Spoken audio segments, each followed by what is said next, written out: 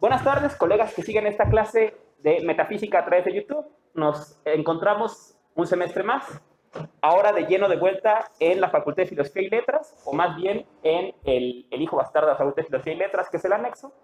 Estamos bien lejos, pero bueno, no importa. Iniciamos otro curso de metafísica. Y bueno, ¿no?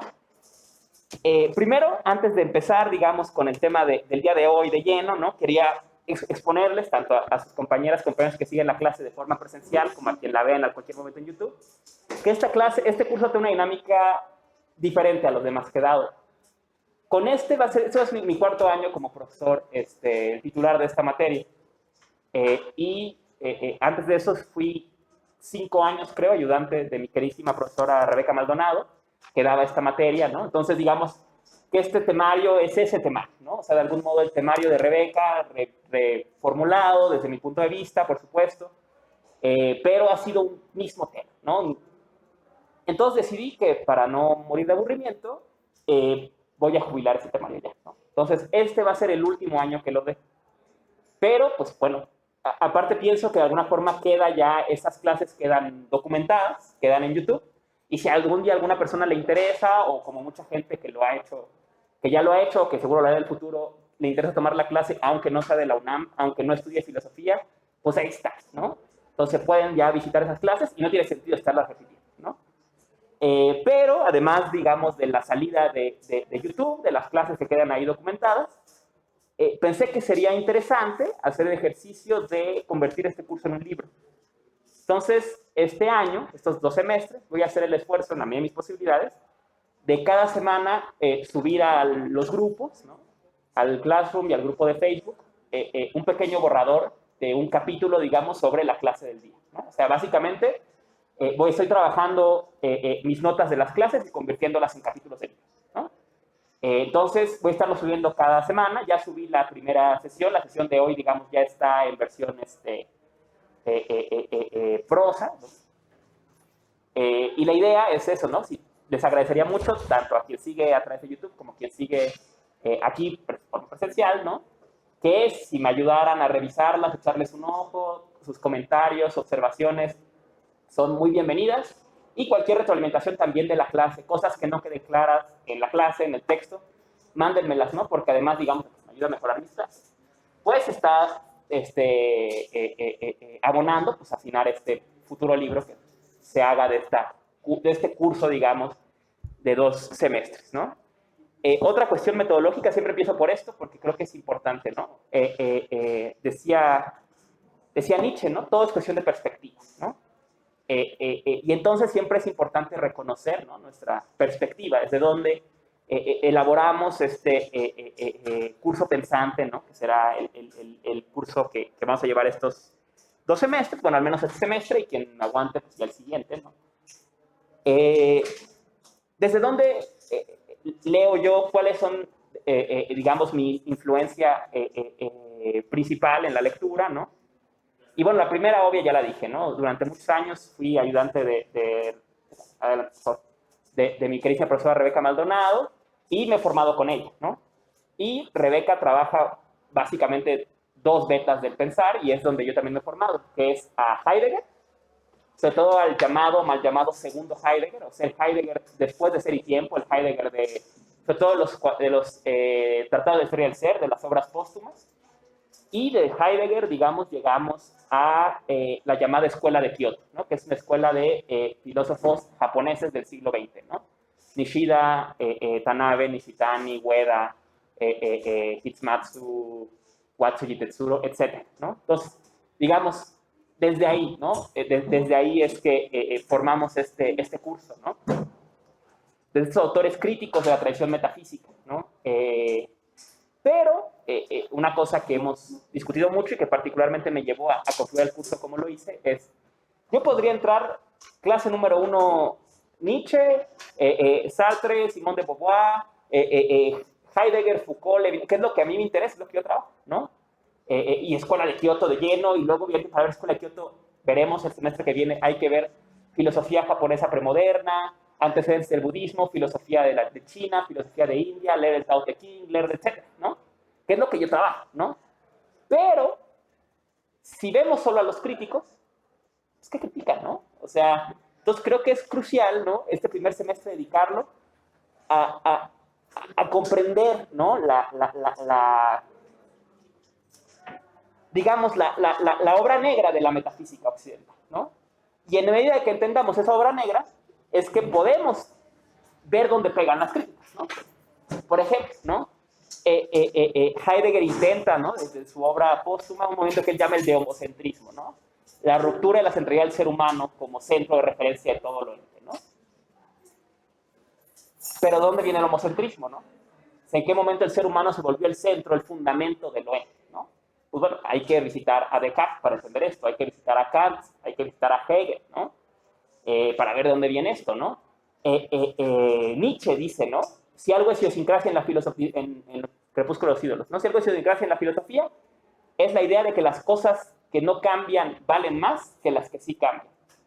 Hay en la filosofía un deseo de egipticismo, de conservar las cosas y que no cambien, ¿no?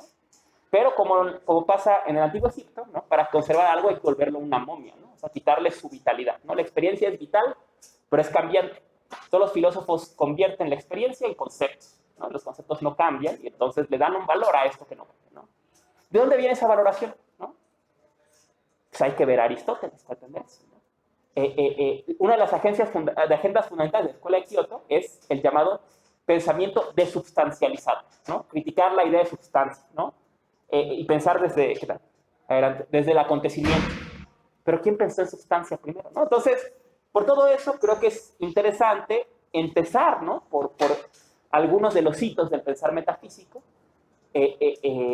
para desde ahí, ¿no? Ahora sí, a finales de este semestre y el resto del semestre que viene, entrar de lleno a las críticas al pensar metafísico, sobre todo de esta tradición de la fenomenología hermenéutica, decía de Heidegger, de la Escuela de Kioto, etc., etc., en otras posibilidades del pensar, ¿no?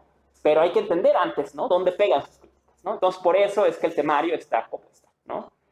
Insisto, ¿no? Obviamente es un temario sesgado, un temario que se hace desde esta perspectiva, desde la perspectiva de la fenomenología hermenéutica, desde la perspectiva de Heidegger y desde la perspectiva de la Escuela de Kioto, ¿no? Entonces, siempre es importante reconocer, ¿no? Desde dónde se está trabajando, ¿no? Entonces ya está, ¿no? La dinámica peculiar de este curso, que va a ser este tema del borrador del libro que estoy intentando hacer con el curso, el tema de desde dónde se articula este curso, y ahora, bueno, entrar de lleno a la cuestión que quiero tocar el día de hoy, ¿no? Es muy curioso el plan de estudios de la facultad. Obviamente tiene muchos defectos, muchos problemas, o ha llevado un proceso de actualización importante en los últimos años, y tiene muchos rasgos que muestran cómo se entendía la filosofía hace 20 años, ¿no? Y uno de ellos, que es el que nos ocupa y que ustedes ya lo enfrentaron, es que en el tercer y cuarto semestre tienen que elegir tomar como obligatoria metafísica u ontología. ¿Y cuál es la diferencia? ¿No? Yo me acuerdo cuando tomé la materia y nadie me explicó cuál era la diferencia, ¿no? Entonces uno, no, pues el temario, ¿no? Te sabes temario, ¿no? Los dos dan lo mismo, ¿no? O sea, los dos dan a Aristóteles, los dos dan a Spinoza, los dos dan a Descartes, a Kant, etc., ¿no? O sea, más o menos lo mismo, ¿no? ¿Cuál es la diferencia entre metafísica y ontología, ¿no? Es una cuestión que no es muy clara, ¿no? Y sobre todo, ¿no? Entre metafísica y ontología, ¿por qué escoger metafísica, ¿no? O sea, pocas palabras han sido tan abusadas en el mundo contemporáneo como metafísica, ¿no? O sea, yo soy profesor de metafísica, yo me formé en el área, en la maestría y ahora en el doctorado en el área de metafísica y ontología, y siempre que alguien me pregunta a qué me dedico me da vergüenza, ¿no? Dicen, no, ¿y tú de qué das clase? No, pues de filosofía. ¿Y de filosofía de qué? No, pues de metafísica, ¿no? ¿Quién va a tomar en serio un profesor de metafísica, no? O sea, y luego te dice a la gente, no, pues soy clase de metafísica. Ay, ¿y qué piensas de los decretos que lanzan al universo? No, nada, güey, no sé, ¿no? Eso no es lo que trabajamos. Oye, ¿qué crees de las fuerzas del universo? No sé, güey, ¿no? O sea, no es esa la cuestión de la metafísica, ¿no? Hice el experimento ocioso, ¿no? De buscar, si pones metafísica en Amazon, lo primero que sale son los libros de Connie Méndez, ¿no? De Metafísica 4 en 1, mucho antes que la metafísica de Aristóteles, ¿no? O sea, parece, ¿no?, una idea como del folclore popular, ¿no?, de lo que decía Gramsci, ¿no?, la filosofía folk. Esta idea de que metafísica es lo que está más allá de la física, ¿no? Entonces, el tema de la metafísica son Dios, los fantasmas, las fuerzas del universo fundamentales, no sé, ¿no? No sé qué supone que es el campo de la metafísica. Pero lo que queda claro es que parece que lo que sea no es algo que pertenezca a la universidad ni a ningún tipo de investigación seria fuera de los círculos del New Age, ¿no? Pero bueno, ¿qué es metafísica? ¿No? O sea, y es interesante, ¿no? El propio término metafísica es una casualidad, ¿no? Cuando hablamos de metafísica, quizá la forma más fácil de aclarar la cuestión es remontarnos a la obra homónima, ¿no? La metafísica de Aristóteles, ¿no? Que lo haremos abundantemente, ¿no? En vamos a dedicar 2 sesiones a revisar algunos pasajes que me gustan mucho de la metafísica de Aristóteles y a comentarlos. Entonces, si nos remontamos a la metafísica de Aristóteles, ¿no? Bueno, saben ustedes que la obra es una compilación de escritos de Aristóteles, ¿no? Que en realidad él no pensó que se publicaran en conjunto, sino que el corpus aristotélico es, digamos, objeto de censuras en la antigüedad tardía, hasta que resurge en la antigüedad tardía y es editado. O sea, al parecer estaba, de hecho es interesante, parece que los manuscritos que conservan estaban enterrados. Uno de sus alumnos los tenía enterrados y cuando hay conferencias para publicarlos, se entierra y se los entrega a uno de los sucesores, digamos, de Aristóteles en la antigüedad tardía, que es Andrónico de Rodas, ¿no? Entonces le entrega a Andrónico de Rodas, y Andrónico de Rodas tiene una serie de manuscritos de Aristóteles, muchos de ellos notas de clases. De hecho, si notarán, ¿no?, muchos textos de Aristóteles son, no concluyen, ¿no?, porque son notas, están pensados para motivar a pensar, no es su argumento, ¿no? Y sobre todo obras que da la impresión que eran más íntegras, tienen una estructura mucho más sólida que las que sabemos que son solamente colecciones de apuntes, ¿no? Entonces, ¿no?, lo que hace Andrónico de Rodas es que junta estos apuntes, ¿no? Y al juntar esos apuntes, ¿no?, junta todos los escritos sobre el movimiento, ¿no? Y todos los escritos sobre el movimiento, o lo que tiene que ver con el movimiento, el espacio, el tiempo, ¿no?, el vacío, ¿no? Y esos escritos son la física, ¿no? La física, la ciencia sobre el movimiento, ¿no? Y luego, ¿no?, por un montón de escritos, meta. Y aquí hay un equívoco, el primer equívoco, ¿no?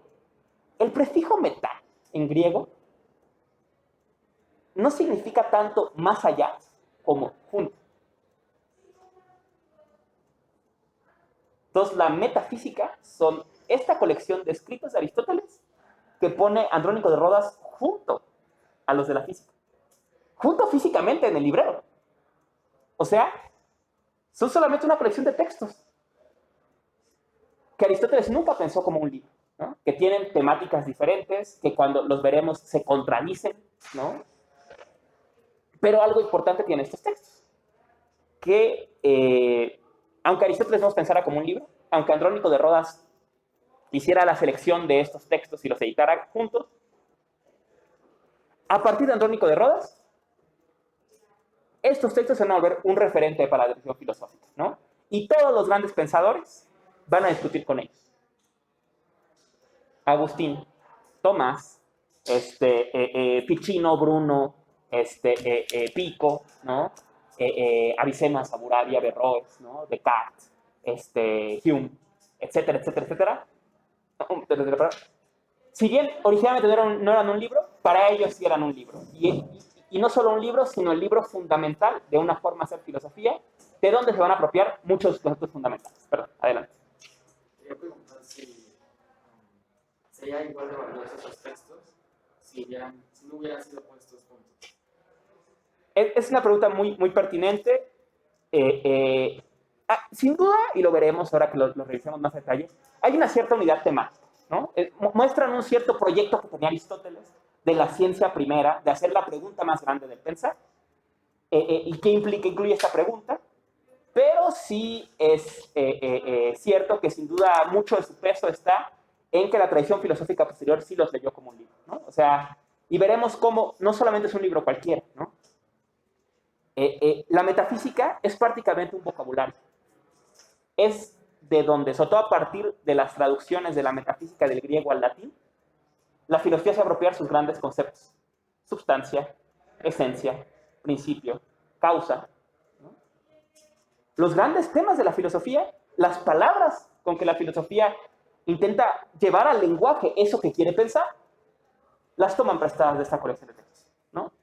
Y se las apropian, claro, y a veces veremos con apropiaciones más o menos afortunadas, ¿no? Muchas veces el latino es capaz de traducir lo que el griego intentaba decir, y poco a poco estos términos del latín se convierten en términos técnicos para nosotros, ¿no? Y entonces perdemos, ¿no? Digamos, lo que Aristóteles intentaba expresar y los tomamos simplemente como conceptos, ¿no? Como términos técnicos que ya no tienen mucho contexto, ¿no? Pero sí, sin duda, es crucial entender esto de la metafísica, ¿no? Que si bien ella no era originalmente un libro, sino era una colección de textos separados, que quién sabe qué impacto le han tenido, si se han visto. Pensemos, para hacer un símil más moderno, pensemos en la voluntad de poder de Nietzsche, ¿no? Hoy sabemos, y desde mediados del siglo XX se sabe, desde inicio del siglo XX se sabe, que es una colección arbitraria que hizo la hermana de Nietzsche, junto con el editor Peter Gast, de los fragmentos póstumos de Nietzsche. Nietzsche sí tenía la intención de hacer su obra magna, que fuera la voluntad de poder. Al parecer, en algún momento, en 88, 89, abandona este proyecto, aunque también parece que él creía que ya estaba listo, era una obra fragmentaria. Vamos a revisar fragmentos de lo que alguna vez se conoció como la voluntad de poder al final de este curso. Pero pues hoy sabemos que no era así, ¿no? Entonces, aún hay algunas editoriales trasnochadas que publican La voluntad de poder, como la editó y censuró Peter Gast, bueno, por mandato de la hermana de Nietzsche. Pero hoy en día, ¿no? Estos textos se publican en general como fragmentos póstumos, ¿no? Y se dan estas compilaciones de fragmentos póstumos que ya están solo ordenados en orden cronológico, ¿no? De los años en que Nietzsche los escribió. Entonces podría haber pasado algo así, ¿no? En que alguien desarticulara la metafísica y los convirtiera solamente en fragmentos como los que edita Gredos, por cierto, fragmentos de Aristóteles, ¿no? Que no están en ningún lado, que no encajan en nada. Pero en fin, la cuestión es esa, ¿no? Que es de la lectura de este libro, de esta colección de textos más o menos articulada, que nace una disciplina, o como quieras llamarle, que se llama metafísica, o que toma su nombre del libro, ¿no? ¿Y de qué trata la metafísica, ¿no? Otra vez, ¿no? Vale remontarnos a Aristóteles, ¿no? Veo al menos 3 grandes componentes o 4 grandes componentes de la cuestión que podemos encontrar a lo largo del libro, ¿no? Primero, ¿no? Si vemos libro 1, libro 4 más o menos, ¿no? Es la intención, ¿no? Lo que quiere Aristóteles con la metafísica es crear lo que él llama la ciencia primera, ¿no? Digamos, la ciencia más grande, más general, la ciencia que se haga la pregunta más grande, ¿no? Dice, por ejemplo, ¿no? La física se pregunta por lo que es, por el ente, todo lo que es, en tanto que se mueve, ¿no? Entonces, toca todo lo que se mueve y todo lo relativo al movimiento, el espacio, el tiempo, etc., ¿no? Dice Aristóteles, ¿cómo hacer una pregunta todavía más grande? Que abarque a los entes sensibles, abarque a los que se mueven, abarque a los entes no sensibles, abarque a las cosas que no cambian, que no se mueven, ¿no? ¿Cómo es posible? ¿O qué pregunta sería esa pregunta que abarcara todo? ¿No? Y entonces Aristóteles, esto lo dice en el libro 4, ¿no? Entonces, esta pregunta más grande debe ser la pregunta por el on e on, por lo que es en tanto que es. No en tanto que se mueve, sino en tanto que es, ¿no? En otros términos, ¿no? Mientras que la física se pregunta qué es el movimiento, la ciencia primera, que pretende Aristóteles, se pregunta qué es, en general, ¿no?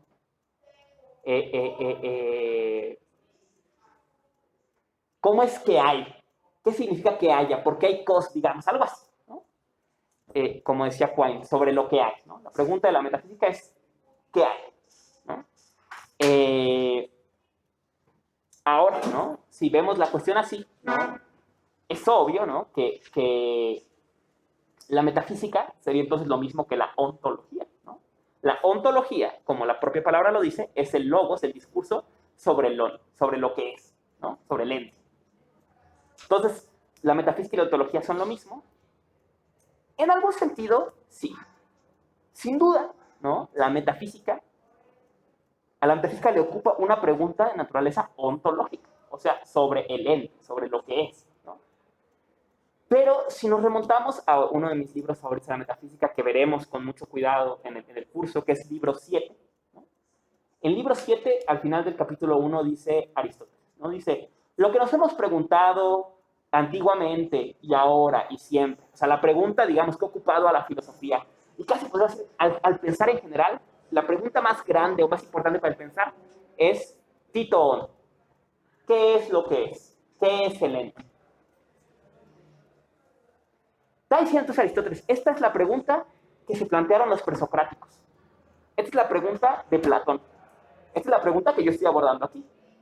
Y no solo eso, esta es la pregunta que seguirá ocupándolos para siempre. Y en 2500 años van a seguir dando clases sobre esta misma pregunta. Esta es la pregunta más grande. Tito, ¿qué es lo que es? La pregunta de la ontología. Pero luego dice Aristóteles, y esta pregunta a partir de ahora equivale a tis e usía. ¿Qué es la substancia? Entonces, ¿no? Desde este fragmento, si hubiera que explicar qué es metafísica, la metafísica es la pregunta de la ontología, ¿qué es el ente? Pero no solo eso, es una forma peculiar de responder a esta pregunta.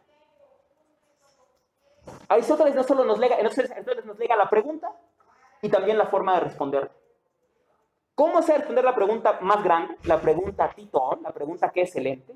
Una pregunta que si diéramos un paso más allá que Aristóteles, habría que decir que no solo es la pregunta que antiguamente, ahora y siempre nos hacemos, sino que todas las culturas se han planteado, ¿no? Donde hay humanos hemos planteado esta pregunta.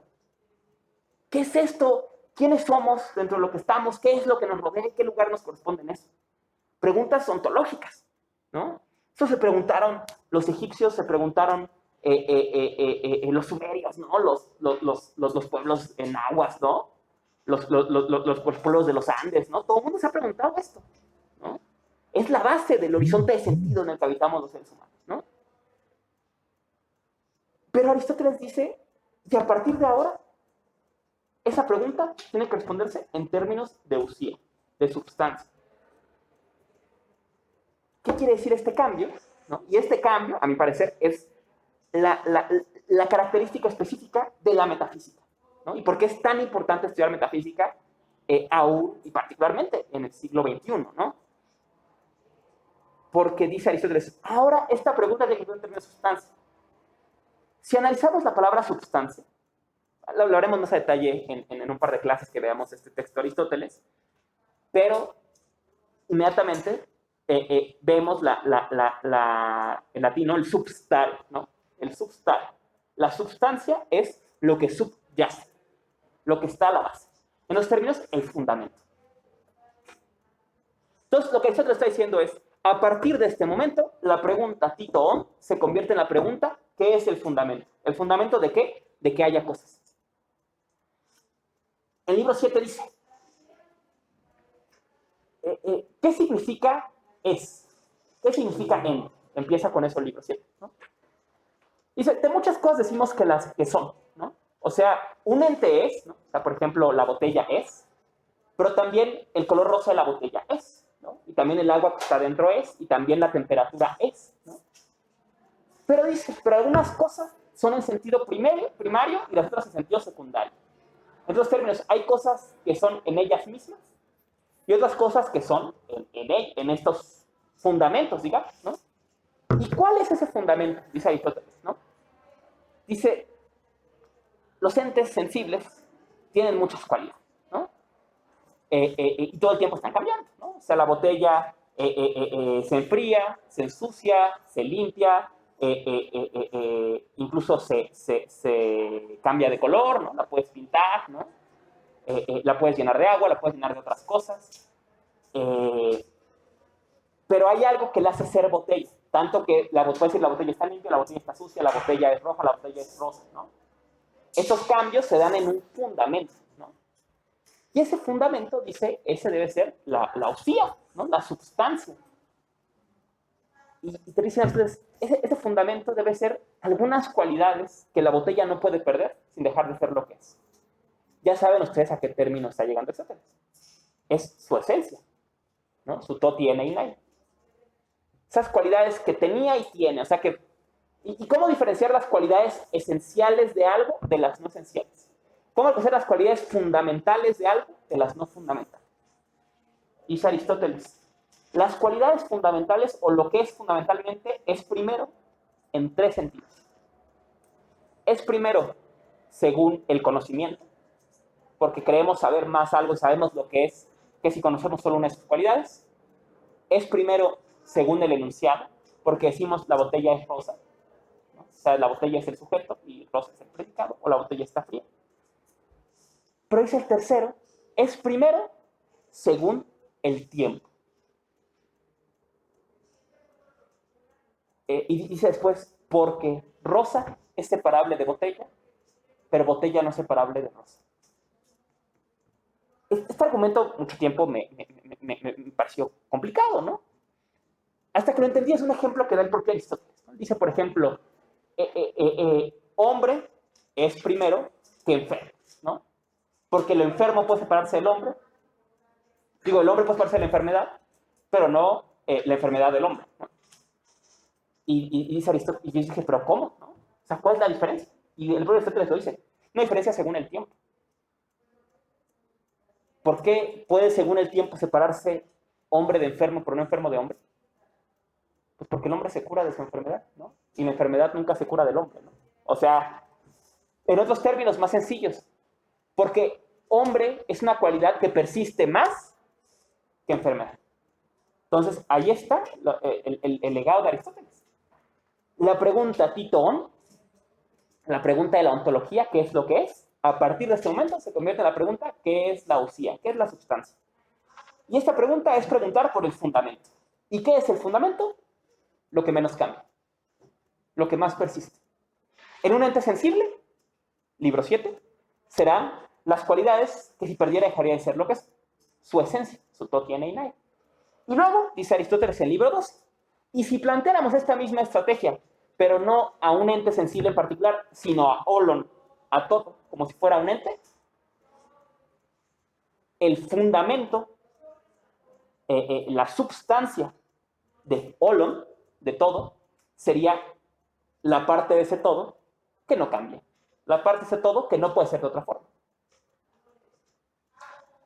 ¿Qué es? Ya saben ustedes, conocen el libro 2, el primer motor.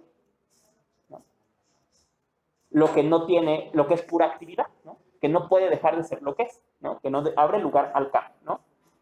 Entonces, a partir de este momento, es que Aristóteles, ¿no? Decía mi abuelita, ¿no? Nos da el remedio y el trapito, ¿no?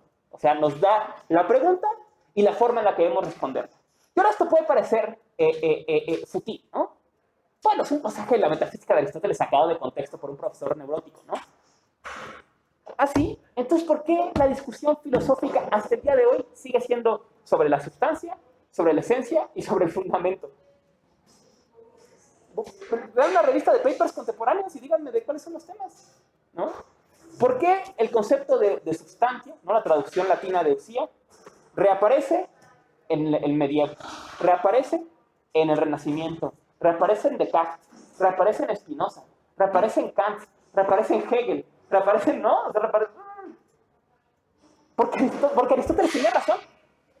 La pregunta más grande es Titón, pero a partir de este momento, esa pregunta se convierte en tisúcia. ¿En qué es la sustancia? Adelante, por favor. Y al hacer esta transformación, y aquí algo crucial, ¿no? Ya tenemos que entender qué es metafísica o qué entender por metafísica. Y ahora quiero explicarles, o al menos motivarles a pensar, por qué es importante seguir preguntándonos por estas cosas en el siglo XXI, ¿no? Las preguntas de la ontología no son preguntas ociosas. La pregunta, ¿qué es el ente? Titón, es una pregunta que atraviesa, decía Heidegger, al ente que soy yo mismo y al ente que no soy yo mismo. Preguntar, Titón, ¿qué es el ente? Es preguntar quién soy yo. Y no solo quién es Emiliano. ¿Quiénes somos los seres humanos? ¿Y ¿quiénes son las y los demás?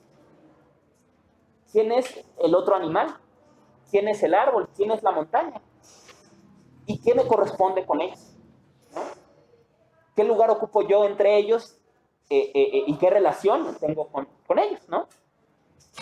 Sin entrar en detalles de esta cuestión, ¿no? Entonces, digamos, puedo decir que estas preguntas grandes hacen mundo, crean el horizonte de sentido en el que habitamos.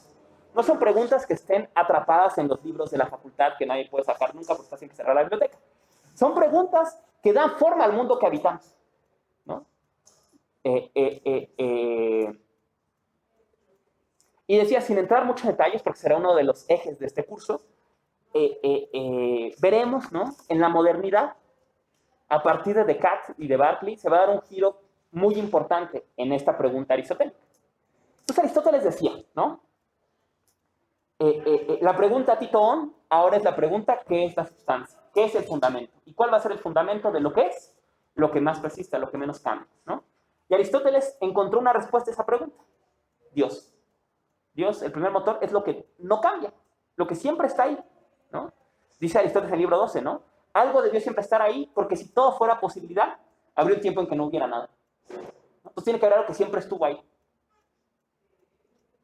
Y luego, el gran giro que veremos acontecer a partir de Descartes y Berkeley, y que se consolida quizás en Kant y en Hegel, Fichte y Schelling, es un gran descubrimiento. Dicen, si pensáramos ahora, entendemos a los entes, ya no como entes, sino como objetos, y pensamos que la relación fundamental desde la que nos abrimos a ellos es una relación que se llama representación. Entonces resulta que si todo lo que es un objeto, usando el término alemán un Gegenstand, un puesto enfrente, entonces todo objeto presupone un sujeto. ¿Hay algo peculiar? ¿Hay algo sugerente en que la palabra subjecto y substancia sean la misma? Lo que subyace, lo que está a la base. El gran descubrimiento de Descartes, el gran descubrimiento de Berkeley, el gran descubrimiento de Kant, es que la sustancia es el sujeto. Y eso hace, lo que esta operación hace, digamos, es que ahora el ser humano, ¿no?, que instancia la subjetividad, adelante, por favor, descuidas, toma el lugar de Dios como el fundamento de lo que es. Esto lo explica bellamente Horkheimer en un texto que se llama Crítica a la razón instrumental. Dice Horkheimer, en la antigüedad la razón, hay una razón objetiva. La razón objetiva es la razón que pregunta ¿qué es esto? Pero dice Horkheimer, a partir de la modernidad hay un giro que convierte a la razón objetiva en una razón subjetiva o instrumental, que convierte la pregunta ¿qué es esto? En la pregunta ¿y esto para qué me sirve? En otros términos, que va a contestar a la pregunta por el ente desde una referencia al sujeto. ¿Y quién es el sujeto? Yo cuando pienso, ¿no? Y entonces, ¿no?, esta maraña conceptual tan compleja, ¿no?, que parece ser solo objeto de interés de la gente en los salones de filosofía. Voy a ponerse de otra forma que quizás lo explique, ¿no? Después de las guerras indígenas en los Estados Unidos, o en Canadá, no recuerdo, una de las condiciones que da el gobierno es derecho a uso del río a los pueblos indígenas, ¿no? Y una de las comunidades, de los líderes de las comunidades, cuando le plantean esto, se ríe. Dice, es la primera vez que oigo que alguien cree que puede poseer un río. O sea, ¿cómo que van a dar derecho al río? ¿Qué ustedes mandan en el río? Eso es absurdo, ¿no? Tuvo la humanidad occidental moderna que construyó un mundo muy peculiar para creer que podía poseer un río. Para preguntarse, para ver una montaña y preguntarse qué recursos hay dentro para mi utilidad, ¿no?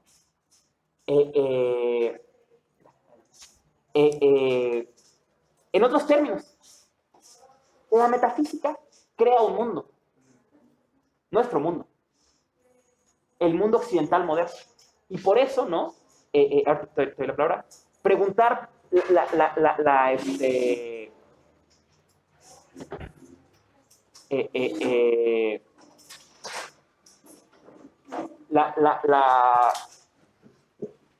las preguntas que ahora nos ocupan, ¿no? La pregunta,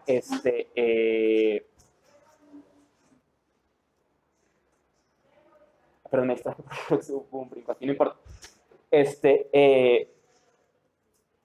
La pregunta por la metafísica, sumergirnos en la metafísica es sumergirnos en el instructivo del mundo moderno. ¿Cómo construimos este mundo? ¿No?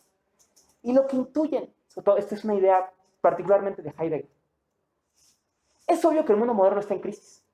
Estamos en una época, en la época, decía Heidegger, de la huida de los dioses, en la época en que todo ha devenido existencias para el trabajo, en que el ser humano se eleva a lo más importante a la vez que se degrada a la materia prima más valiosa, en la época en la que todo está controlado, en la que todo está inventariado para ser utilizado y explotado, ¿no? En la época de la desertificación de la tierra, ¿no? En la época, dice, en la cosa, ¿no? La gente se escandaliza de la bomba atómica y no sabe que lo peor ha pasado ya. Que hace mucho que no hay una sola cosa que destruir. ¿Por qué ya no quedan cosas? Ya todos son objetos. Todos son útiles.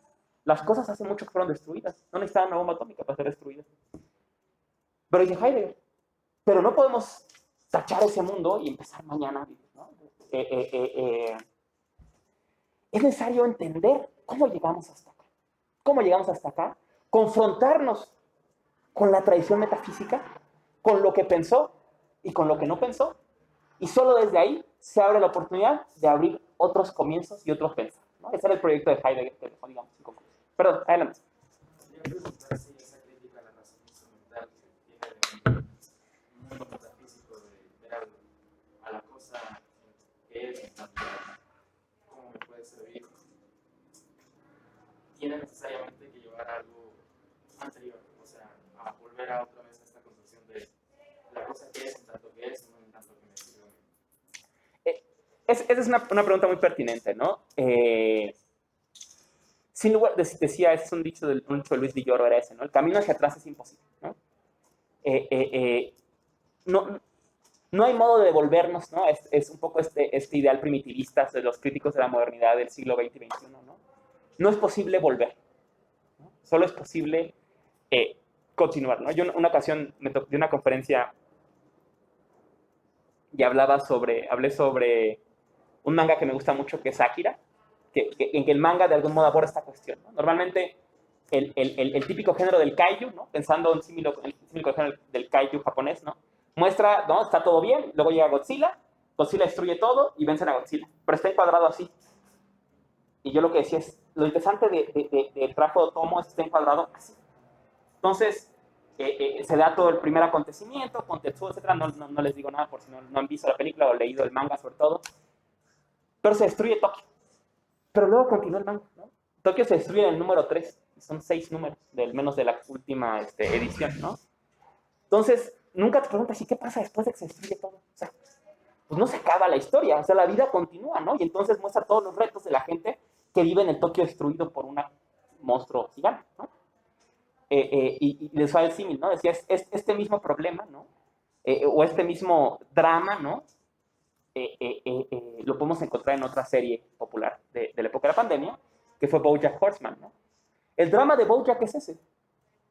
A BoJack le pasan muchas cosas terribles. BoJack hace muchas cosas terribles. Y siempre al final de cada temporada pensamos que tocó fondo. Y el drama de BoJack es que siempre se levanta al día siguiente. El drama de BoJack es que toca fondo, pero su vida continúa, ¿no? A veces pensamos que el drama de la vida es la finitud, pero a veces el drama no, es que continúa, ¿no? Que hay que vivir con lo que hicimos, que hay que vivir con nuestras decisiones, que hay que vivir con nuestros errores, y que continuamos y continuamos y continuamos y continuamos, ¿no? Y un poco, ¿no? Podemos pensar, ¿no? Los procesos históricos humanos así, no hay forma de regresar, solo podemos continuar sobre lo que ya tenemos, ¿no? Entonces yo creo que lo importante, digamos, de la crítica a la metafísica, ¿no? Y sobre todo veremos una agenda, ahorita te voy a hablar, una agenda muy importante, estas corrientes filosóficas en el siglo XX y XXI, es que hay un intento de ver otros pensares, ¿no? Los giros que ha habido en los últimos años a la filosofía andina, en la escuela de Kioto hay un giro muy importante a la filosofía japonesa premoderna, al pensamiento budista, pero no se trata, digamos, ellos nunca piensan, bueno, volvamos a vivir en monasterios como en el siglo XIII, ¿no? Hay que usar estas herramientas conceptuales para construir otra forma de pensar, ¿no? Veremos, cuando veamos Escuela de Kioto vamos a ver esto, muy interesante, ¿no? Hay una tradición de lectura Escuela de Kioto que los lee como filósofos budistas, nada más, ¿no? Son filósofos budistas. Pero no, si los leemos con cuidado, nos damos cuenta que nosotros los vemos como budistas porque los vemos desde Occidente, pero los pensadores budistas que los veían como filósofos occidentales, ¿no? Que están apropiándose a Hegel, que están apropiándose a Kierkegaard, están apropiándose a Nietzsche, ¿no? Y que están hablando en esos términos y que están trayendo un montón de conceptos occidentales que no existían en la tradición intelectual japonesa, ¿no? Entonces no son ni esto ni aquello, ¿no? Están creando un nuevo pensar, ¿no?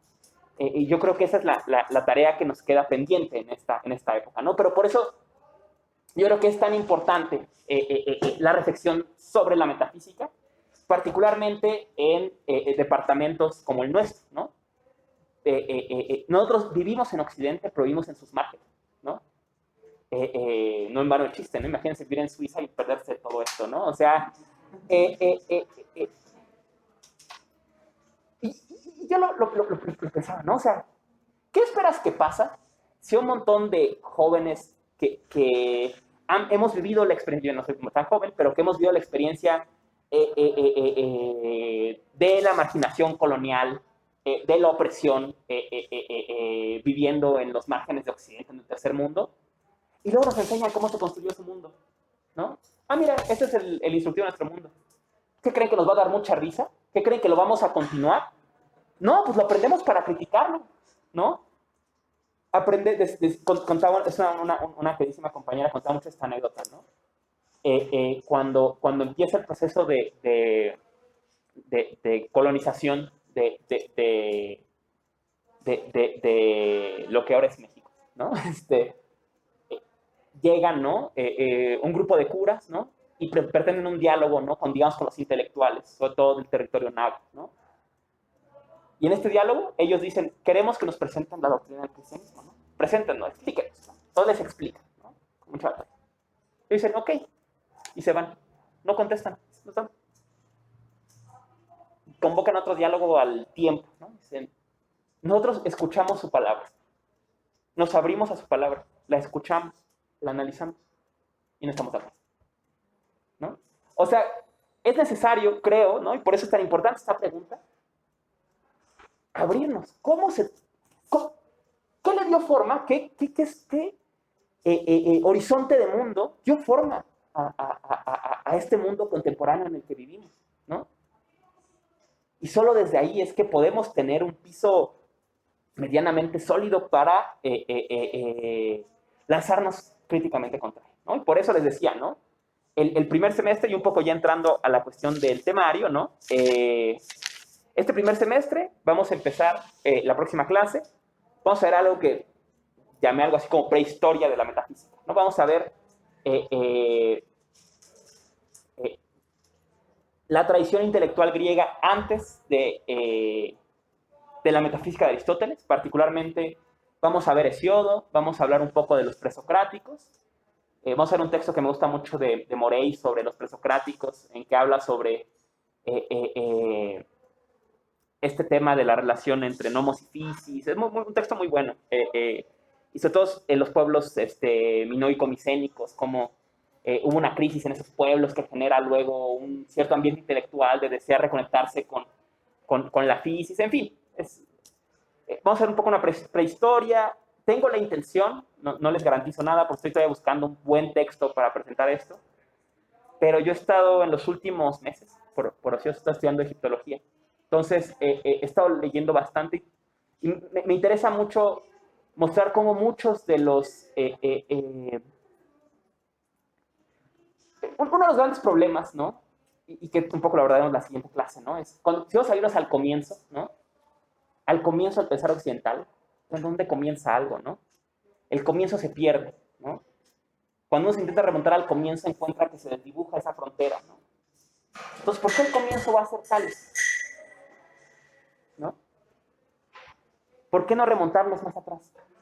¿No? ¿Por qué no remontarnos al origen de la lengua escrita? ¿No? En fin, ¿no? Voy a intentar buscar un texto y elaborar algo, pero estamos, digamos, de entrada veríamos la prehistoria, o sea, el pensar griego antes de la metafísica, ¿no?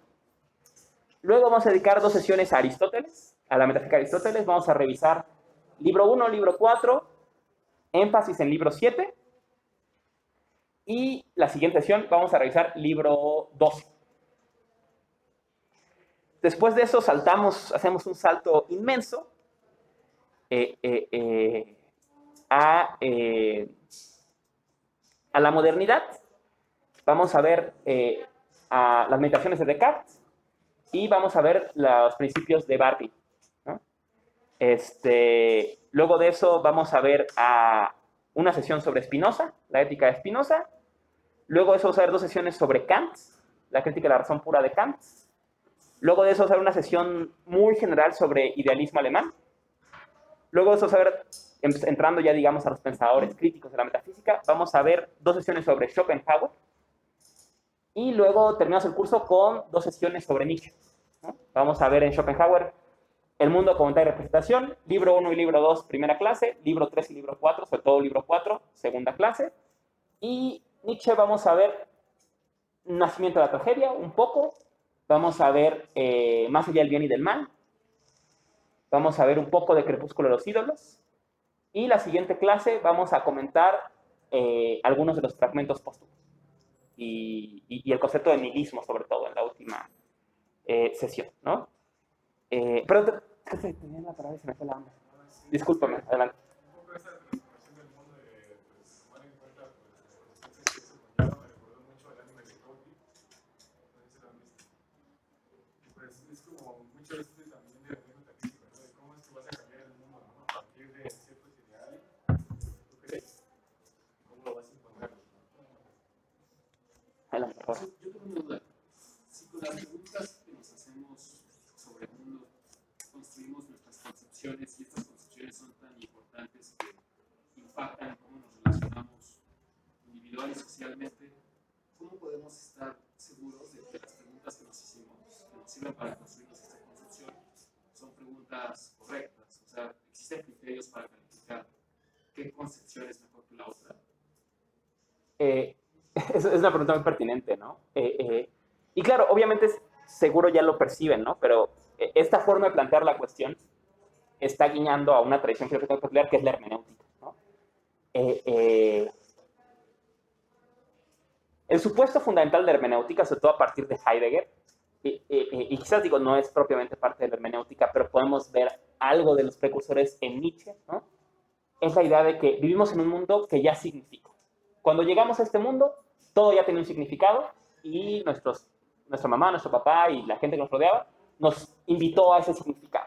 Y simplemente vivimos inmersos en un mundo que ya significa y en que nos integramos en su flujo, ¿no? O sea, este flujo, ¿no? Heidegger le llama el mundo del Das-Man, el mundo del hombre. Y poéticamente Merleau-Ponty le llama el mundo del ser. El mundo en que se hacen las cosas, ¿no? ¿No? Y piensen, ¿a qué hora se come aquí? ¿Y a qué hora se va a trabajar? Es el mundo del ser. O sea, no es que yo lo decida hacer eso, que yo haya tomado una reflexión profunda que es la mejor decisión. Simplemente es lo que se hace. ¿Y por qué se hacen así las cosas? Pues no sé, a mí me dijo mi mamá, o cuando llegué vi que todos lo hacían así, yo también lo hago, ¿no? Me integro a este flujo del ser, ¿no? Y digamos, ¿no? Lo interesante de la hermenéutica, ¿no? Es que los seres humanos somos capaces desde ciertos horizontes de cuestionar este mundo que en el que vimos que ya significa y transformar sus significados, ¿no? Pero no es, digamos, la hermenéutica no parte de idea folk de hermenéutica, ¿no? Los seres humanos creamos la verdad cuando queremos. No es así, ¿no? El problema es que vivimos en un mundo que otros crearon, ¿no? Y que más bien es anómalo los casos en que podemos abrir espacios de cuestionar este sentido y inaugurarlos, ¿no? Yendo más concretamente a lo que preguntabas, ¿no? ¿Cómo evaluarlos, no? Decía Nietzsche, ¿no? Que si no es un precursor de esta forma de pensar, con la idea del perspectivismo, ¿no? Dice, es más allá del bien y el mal. Y si a partir de hoy dejáramos de juzgar nuestros juicios con base en si son verdaderos o falsos, y los valoramos en términos de si sirven o no para afirmar la vida, ¿no? Dice, la pregunta no es, y él está hablando de Kant, ¿no? Dice, la pregunta no es si los juicios idénticos a priori existen o no, son verdaderos o no. La pregunta es si sirven o no sirven, ¿no? Para afirmar la vida, ¿no? Es el criterio que plantea Nietzsche, ¿no? Al final, digamos, ¿no? Estos criterios voy a plantearlo de otra forma, ¿no? Y esto va a un texto que no veremos, pero que está ahí, ojalá algún día haya ocasión de revisarlo en otro contexto, que es de la esencia de la verdad, de Heidegger, ¿no? En este ensayo dice Heidegger, ¿qué es lo verdadero? ¿No? Dice, lo verdadero es, la verdad tiene que ver con la adecuación, ¿no? La noción típica de adecuado, ¿no? O sea, un enunciado es verdadero cuando se adecua a lo que está pasando, digamos, ¿no? O dice, por ejemplo, el oro es verdadero cuando se adecua a ciertos estándares y si no, no es oro, ¿verdad? O es falso, ¿no? Dice, eso es lo verdadero, ¿no? La esencia de lo verdadero es la adecuación. Y luego dice Heidegger, ¿y cuál es la esencia de la verdad? ¿Cuál es la base de la verdad? La verdad misma, ¿a qué se parece? ¿No?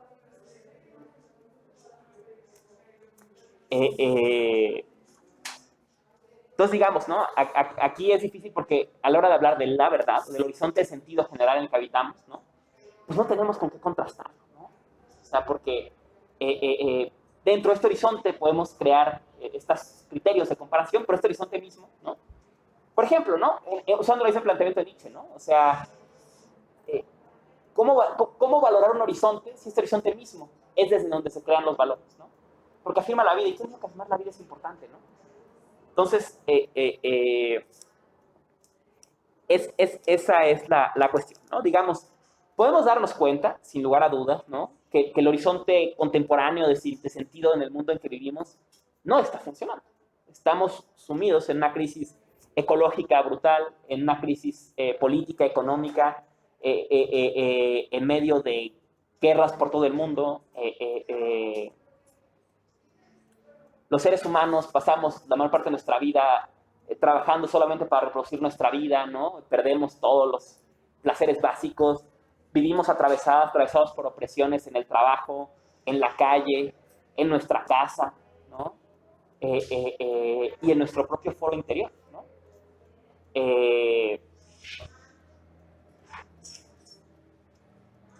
Un poco lo que la metafísica te quería preguntar es cómo llegamos hasta acá, ¿no? O la pregunta que lanzamos aquí es cómo llegamos hasta acá, ¿no? Y solo desde ahí imaginar otras formas, ¿no? Este reto, ¿no? Es un reto, un poco lo comentaban ahorita, que es sobremanera complejo, ¿no? Porque, digamos, ¿no? ¿Por qué es plantear esta pregunta por los otros comienzos desde una reflexión sobre la metafísica? Porque ¿cómo saber que son otros? Y que no estamos reproduciendo las mismas lógicas del mundo en que vivimos, ¿no?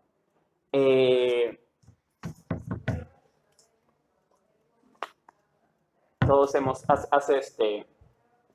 hace poco me platicaban la experiencia, no voy a balconear a nadie porque es un lugar con mucho prestigio, ¿no?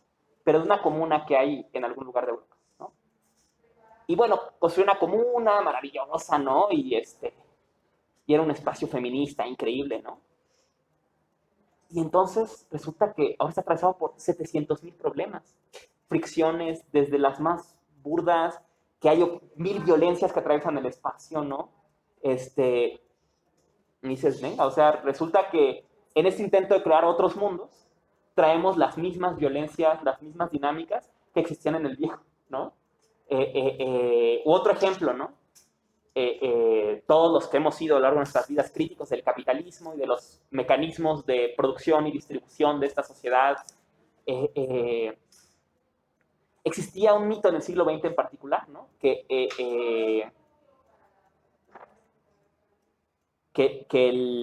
el eje de todas las formas de opresión era el trabajo, ¿no? Y que una vez emancipado el trabajo, una vez emancipada, digamos, la reproducción básica de la vida, todo lo demás iba a caer por su propio peso, ¿no? Y pensábamos algunos amigos y yo un poco en broma, ¿no? En 2017, que por cierto me tocó el sismo aquí en este edificio, pero en el anexo, un desastre natural de algún modo implica un quiebre en todas las relaciones sociales, económicas, políticas, ¿no? Y de pronto lanza a las personas a una situación desesperada de crear lazos de apoyo mutuo, de solidaridad, ¿no? Y de pronto nos encontramos en situaciones que rompían completamente la cotidianidad, ¿no? En que, por ejemplo, ¿no? El sustento básico para sobrevivir ya no venía dado por cuando trabajabas, sino que era distribuido colectivamente por las personas, ¿no? Por ejemplo, ¿no? En una comunidad se juntaba un montón de acopio y entonces se repartía según las necesidades, ¿no?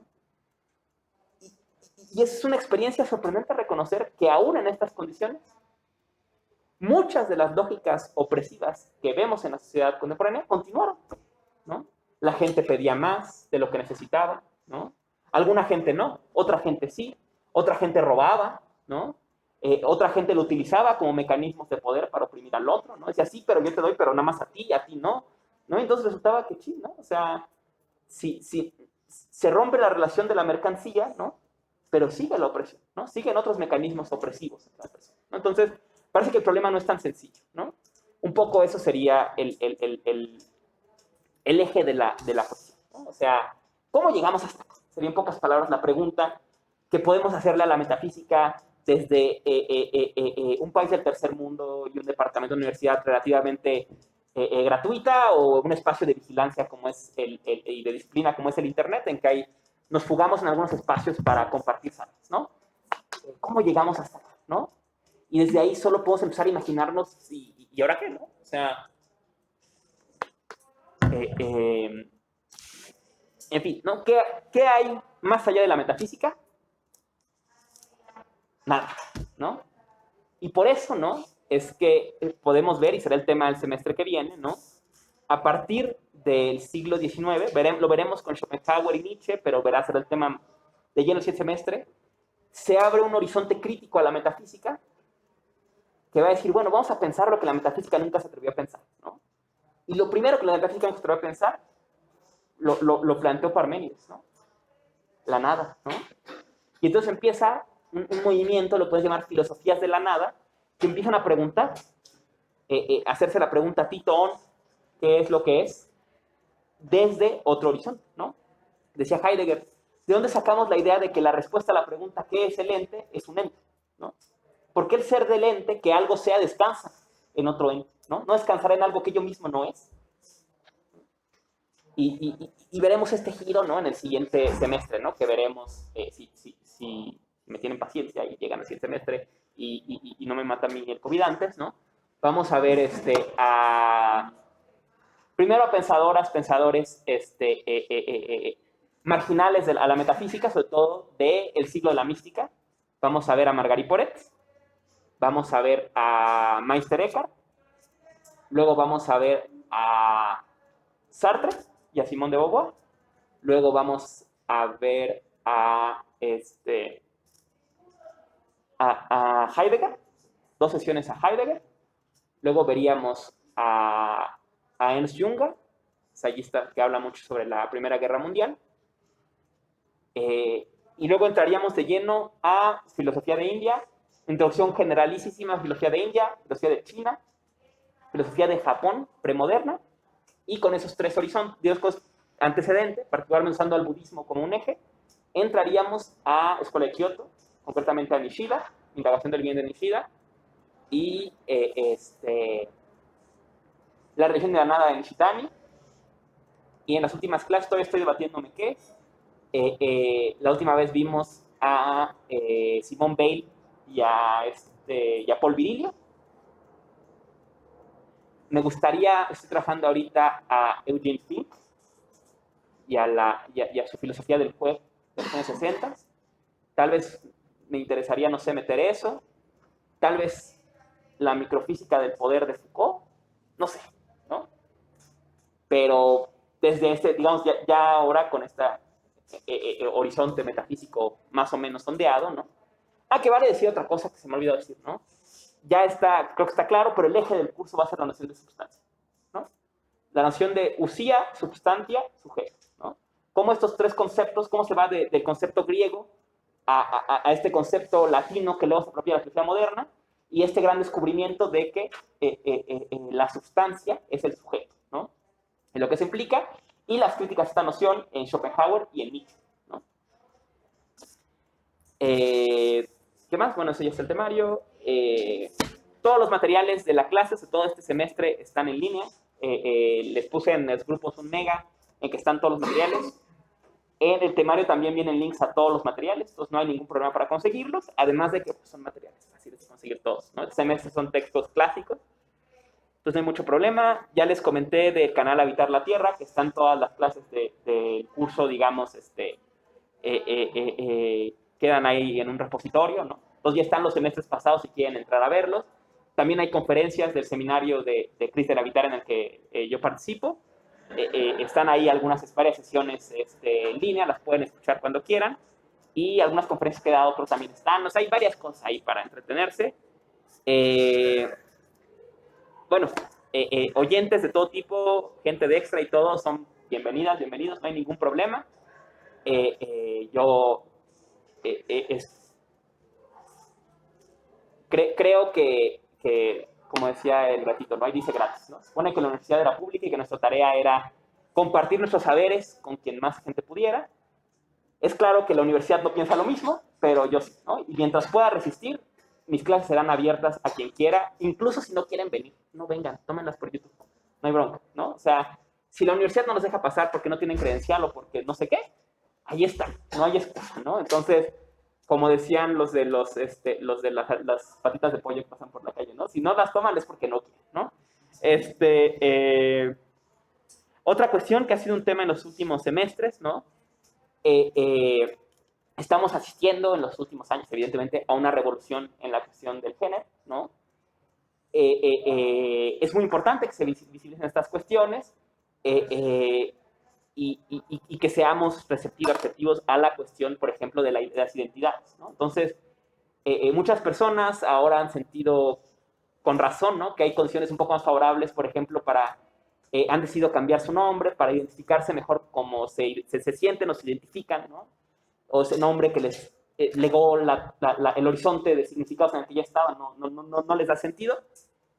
No hay problema, yo les aplaudo, les apoyo, pero una cosa que sí es muy importante, desgraciadamente, es que mientras la revolución del género avanza a pasos agigantados, la revolución de la universidad avanza a pasos de tortuga, ¿no? Entonces, es muy importante que cuando entreguen su trabajo final, aunque sea en una nota, pongan el nombre con el que aparecen en las listas.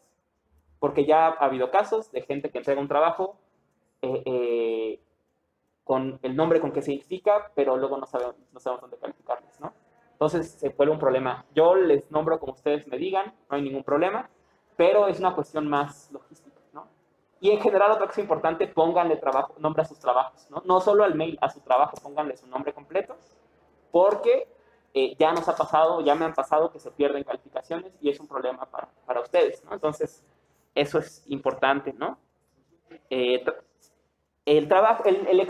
curso se va a hablar con un trabajo final.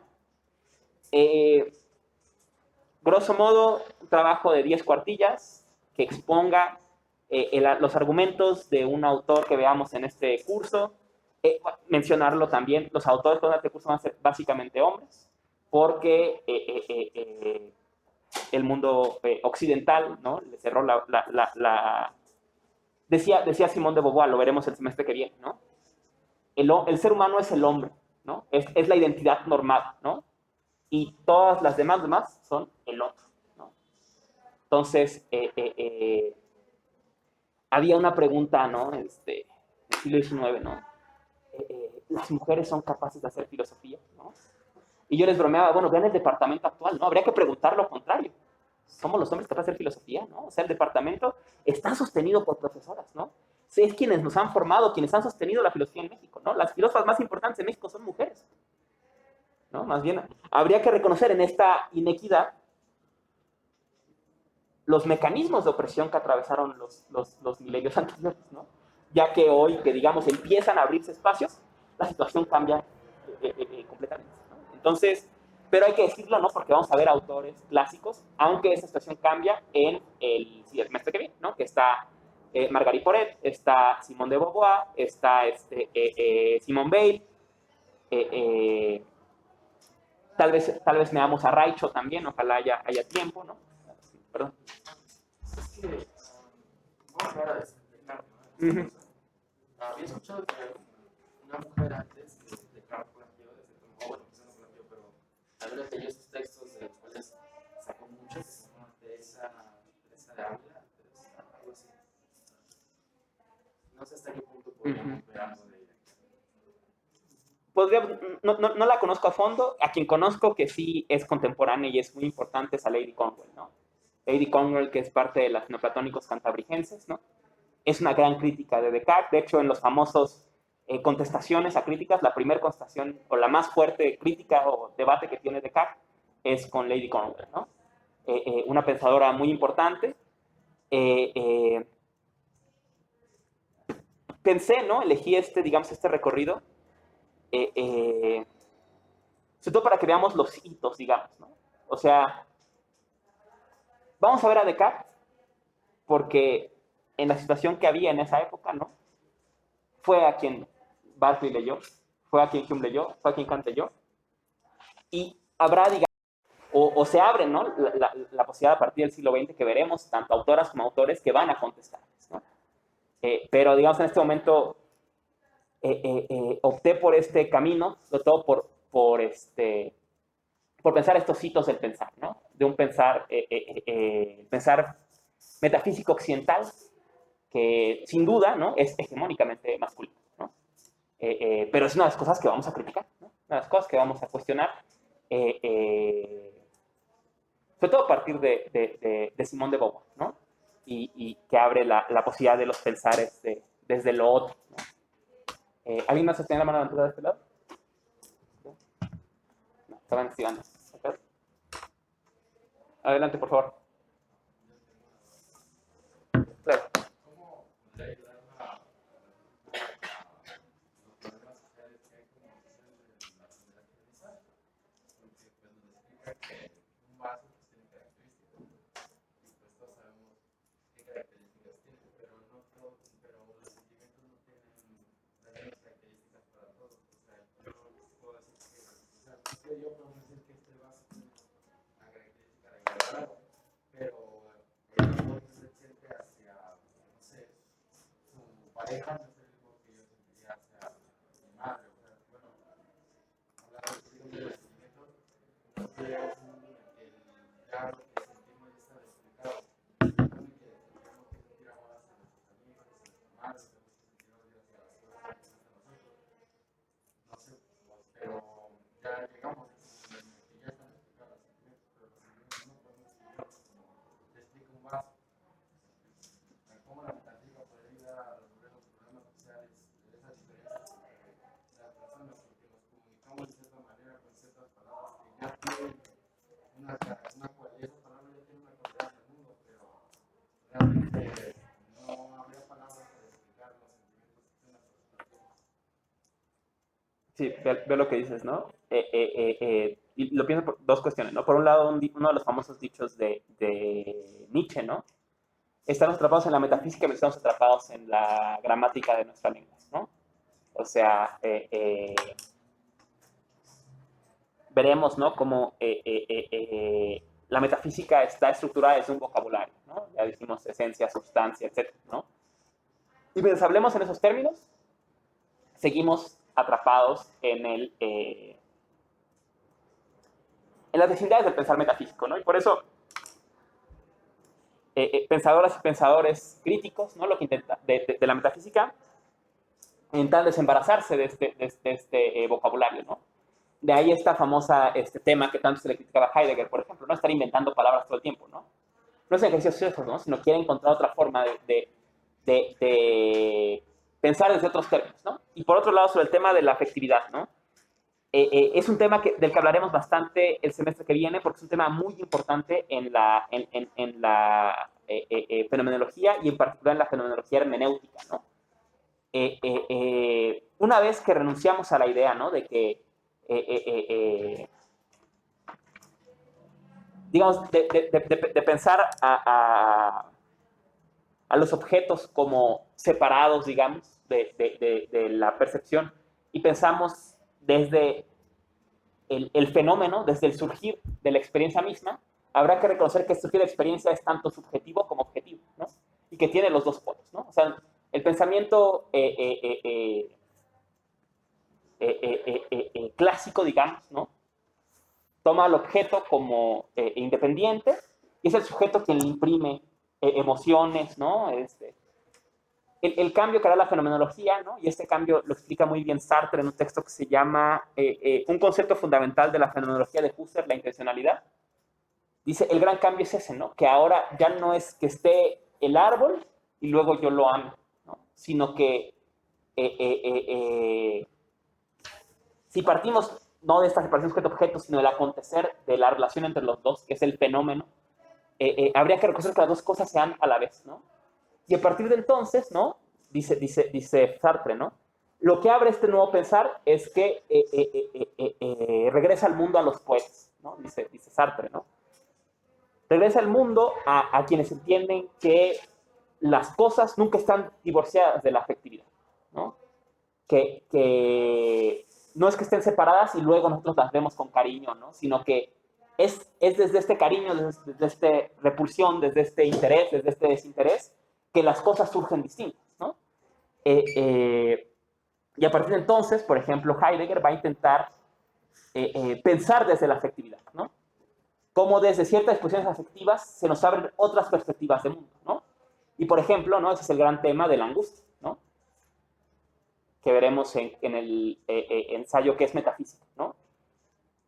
La angustia, dice Heidegger, nos permite ver todo lo que tenemos a nuestro alrededor como extraño, ¿no? Ese mundo en el que normalmente estamos inmersos, al que no le prestamos atención, cuando sentimos angustia, tomamos una distancia, ¿no? Luego le llamará este temple, tal vez de forma más afortunada, en los textos, en Aportes a la Filosofía, dice, el temple del primer comienzo, el temple de la filosofía griega es el trauma, el asombro, ¿no? ¿Y qué asombraba a los griegos? Que el ente es, ¿no? Entonces el temple de los griegos es este, ¿no? Estar inmersos en los entes.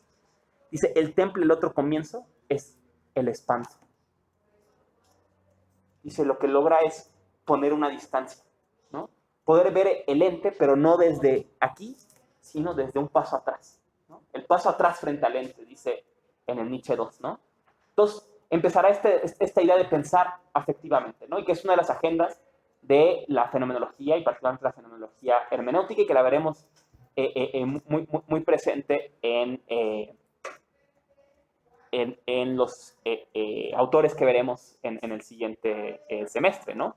Pero sí, y en última instancia también lo que dices, ¿no? O sea, es evidente que, y es un problema que todavía atraviesa el pensar contemporáneo, ¿no? Que las emociones son, que las experiencias afectivas son, que los pensamientos son, ¿no?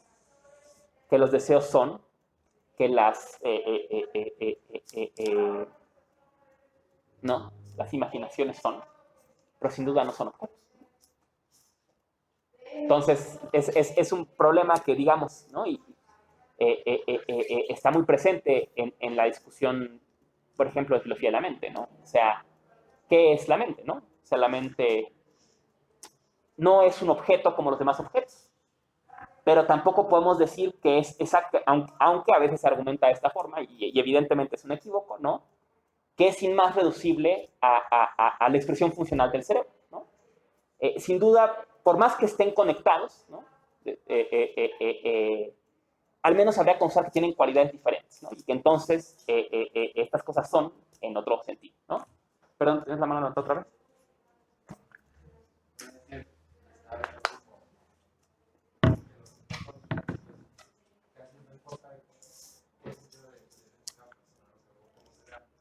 Pero a ver si, por ejemplo, si yo pongo este vaso en el vaso de mi carro, es lo mismo con el pensamiento de las personas que se liberan, que ven los conceptos de los sentimientos diferentes a los demás. Un sentimiento no tiene cualidades específicas, por así decirlo. Yo puedo decirle, yo abandoné, no me separé de mi mamá, por así decirlo, por amor a ella, porque juntos peleamos, y eso no es algo que diría alguien que la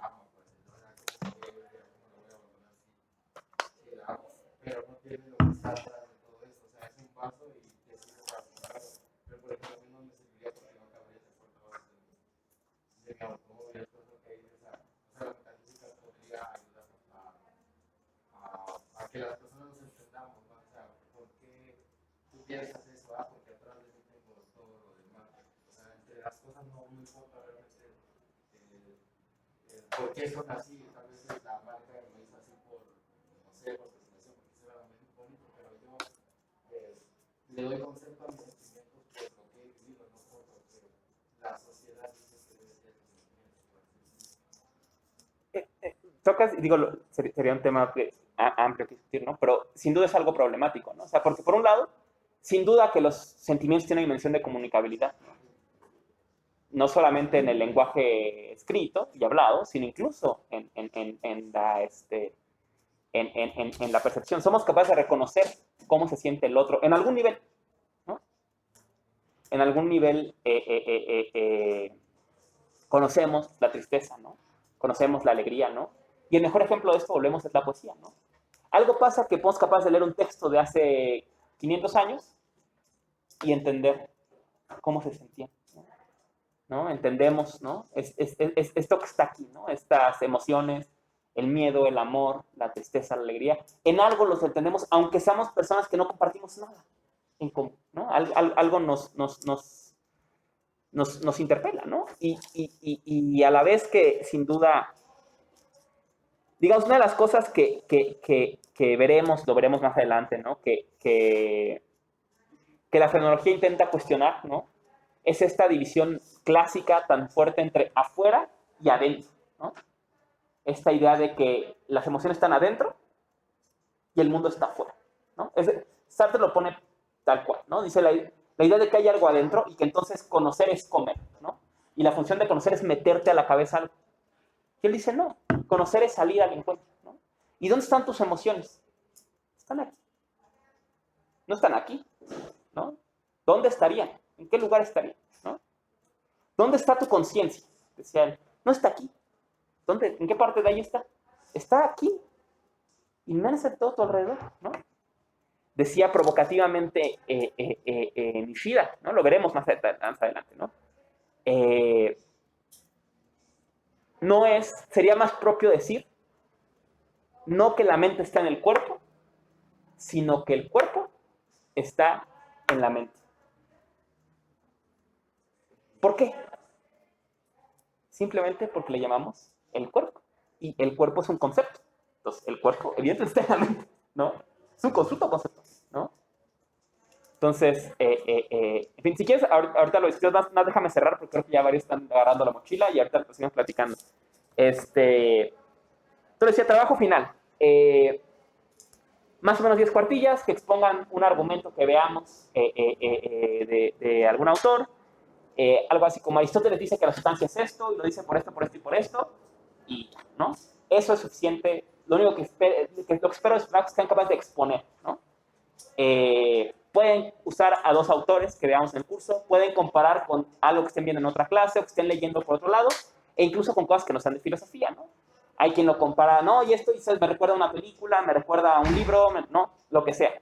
Solo que recuerden que solo en mi tiempo libre soy crítico de arte o de cine o lo que sea, ¿no? Entonces yo no puedo calificar esa parte, ¿no? Yo lo que voy a calificar va a ser si ese ejemplo que dan, ¿no? Por ejemplo, dice, no, y entonces dice Schopenhauer que el mundo es mi representación, y eso me recuerda a lo que pasa en Matrix, no sé qué, ¿no? Yo no puedo criticar su interpretación de Matrix, ¿no? Pero sí eso sirve para ilustrar lo que dice Schopenhauer, ¿no? Entonces, tengan presente que esa va a ser la cuestión, ¿no? Más o menos 10 cuartillas, formato clásico, ya saben, Times New Roman o Arial, justificado, 1.5 interlineado,